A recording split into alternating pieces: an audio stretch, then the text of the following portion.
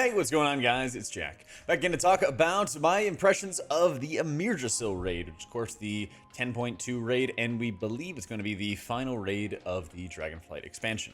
It's another 9-boss raid, and they haven't really had these, like, massive raids that we've seen of old. And I feel like a lot of the Dragonflight raids have just been kind of alright, but I'm really excited about Amirdrassil, and I think it's probably going to be the best raid of the expansion yet, for a number of different reasons. One of the biggest things that I really like about going into Amirdrassil is going to be the sort of like ramp up in item level, gear, quality, like strength, all that kind of stuff. It's probably one of the biggest things so far. Aberrus had very minimal differences between like the Race to World First Raiders and like the regular raiders in terms of their eye level. So when you're like re-clearing or re-killing bosses, you don't have that much more health or that much more strength to be able to make re-clearing easier and less frustrating, and like personals were just such like a massive thing for re-clearing through Aberrus and making sure you didn't just get like double hit or something like that, or if you weren't fully 100% health, you would just die to like random mechanics. There's a massive spike in eye level that's going to be coming around the corner,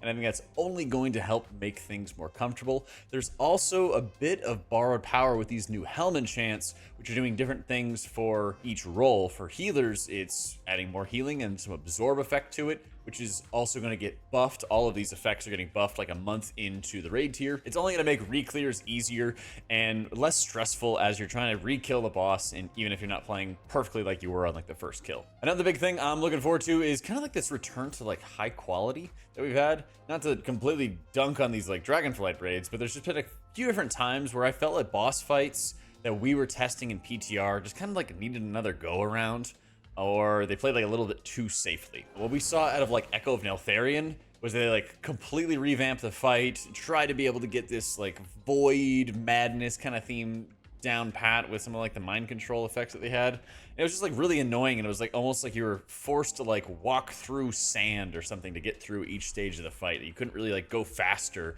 as you got stronger. And even though they retested the fight, they kind of just kept that theme that was frustrating to play around, while Amirdrassil has some pretty freaking awesome fights coming into it. And when they didn't quite feel right, they went through and retested and actually changed around a number of mechanics. We have not retested Nimue at the time of this recording, but that's going to be the following weekend, and we can stream all of that. So make sure, of course, you tune into the live stream and also sub to our YouTube channel if you're enjoying the content, and we'll be able to see how that goes. But recently we got the retest Tindral, which is the dragon riding boss, Volcoross, and Igira, which are 2 early boss fights.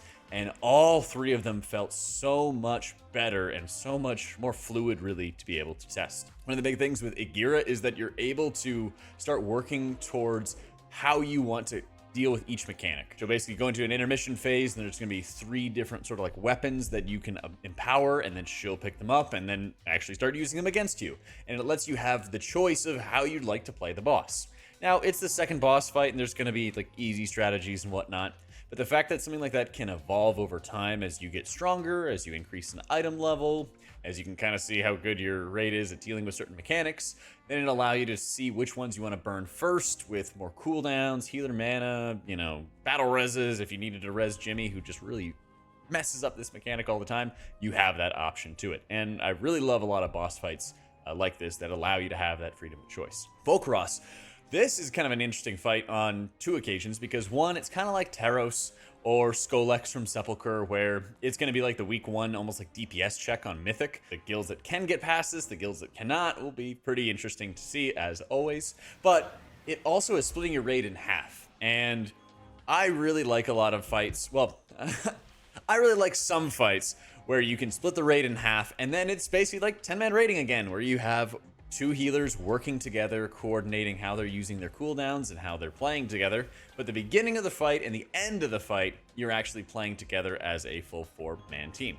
And so it's really cool to be able to see how you use your raid cooldowns when the entire group's together, saving resources, playing efficient, and then you get to the end of the room and it's the soft enrage of the fire just kind of closing in on everybody, and you're just blasting to be able to keep everyone alive. I am extremely excited about boss fights like that, where healers can have a very tangible impact on the outcome. Their ability to heal more through soft enrages, their ability to add damage in downtime, those things are literally why I play a healer in this game. So I love that they're having the return of these kind of fights. There's some goofy fights as well. Council of the Dreams, I believe it's what it's called. It's kind of like a goofy take on a council boss encounter where they have all their different abilities, but they sort of impact each other and they sort of like trip and bumble over each other. Seems fine going into it, but you know, it's the council fight, and I feel like it's nice that they're kind of making it a little bit more lighthearted with just turning the bear into a giant duck to be able to interrupt him. Larodar, this is another really fun healer fight that's coming into it because you have prio target healing by healing up certain NPCs, which we've seen a million different times in the past, but being able to time when you're topping it off and how efficient you're going to be in your resources is really important, because the end of the fight from 40% health to 0 is all rot damage, and you're just burning the boss once again, just kind of like Volcoross. The damage starts rising and rising and rising, and you're trying to make sure you're keeping everybody alive and playing as efficiently as you can. So yeah, like a Mistweaver Monk or a lot of different healers could dump their mana bar and top off all the NPCs super quickly, but you want to kind of space it out a little bit and play efficiently so you can have lots of excess mana at the end of the fight to blast healing as the rot damage and ash spews all over the place. Super excited onto that one. Some fights are, you know, kind of just following the basic template. Smolderon did kind of feel like a Fyrakk 2.0, where it's like, hey, there's burst, hey, there's heal absorbs.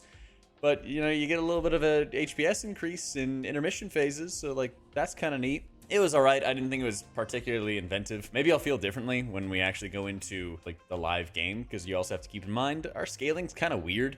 We're going into these, like, mid-mythic boss fights with the equivalent of, like, late normal item level, which I don't really think that we're going to be doing. Even, like, Tindral, for example, we're going into it with late normal-esque item level, right?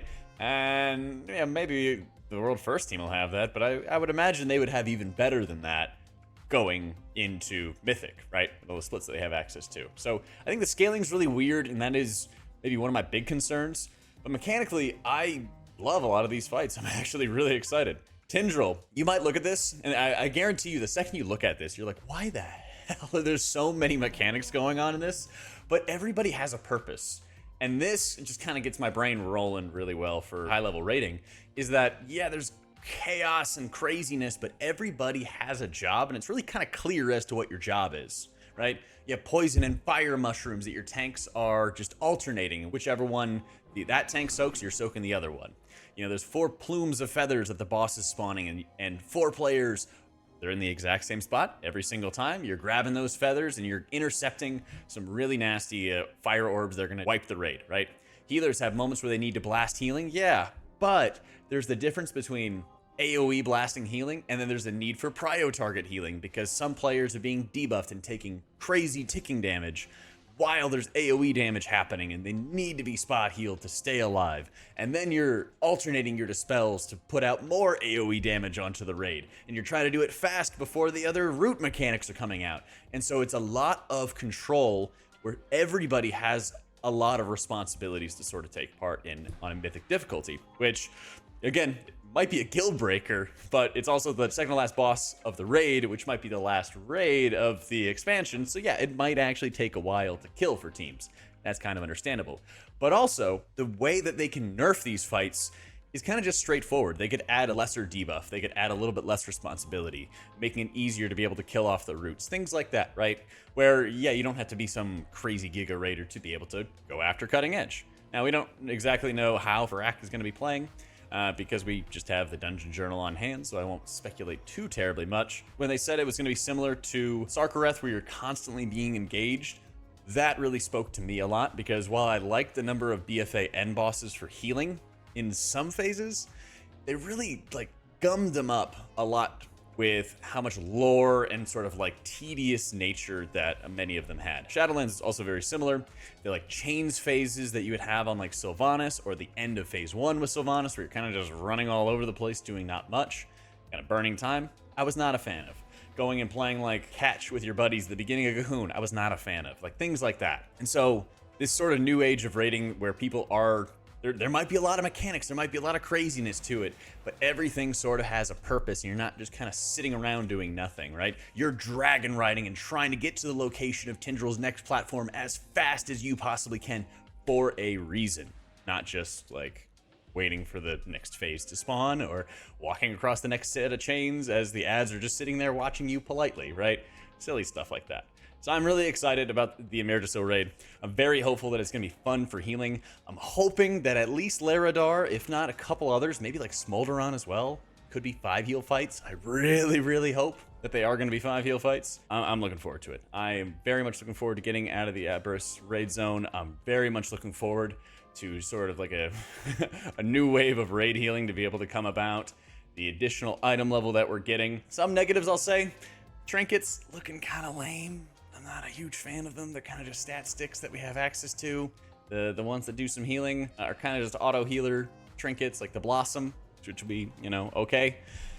A little frustrated with that. A little worried about the scaling, like I mentioned before, that we're going to be in this position where we're testing, you know, Mythic Tindral, the penultimate boss of the raid, at 462, which is the equivalent of like end of the raid normal item level. It's not really a lot of stamina, so I hope at least that they're going to be able to alter some of the scalings, that we get a good idea of how things are going to feel. I always know that they sort of scale down damage for like mechanics to be able to allow you to see further into fights. That's another part of the scaling where I'm kind of curious to see how it's going to play out, because some fights like Volcoross have natural ticking damage. Smolderon is the same thing, where it's like after a certain point, you're just ticking damage all the time.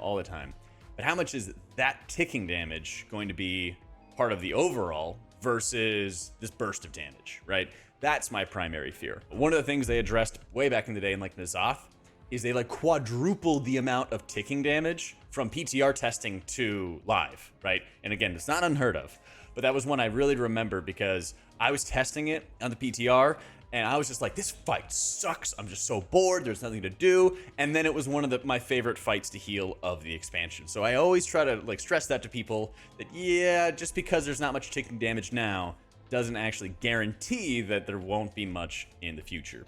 Most every boss in Amirdrassil has a number of rot mechanics in one way or another, whether they're soften rages like we see at Larodar and Volcoross, or whether they're sort of like empowerments that happen throughout the fight like on Smolderon. They exist in droves, and I hope that they make them a very large part of the raid instance and a very large part of the healing profile, because I think that'll make it pretty epic. Let me know what you guys think so far of the raid and what you're really hoping for or worried about going forward. Of course, big thank you to our patrons for making all the content possible. If you'd like to join them, check it out in the description down below. Thanks so much for watching, guys. Hope you all enjoyed it, and I'll catch y'all next time.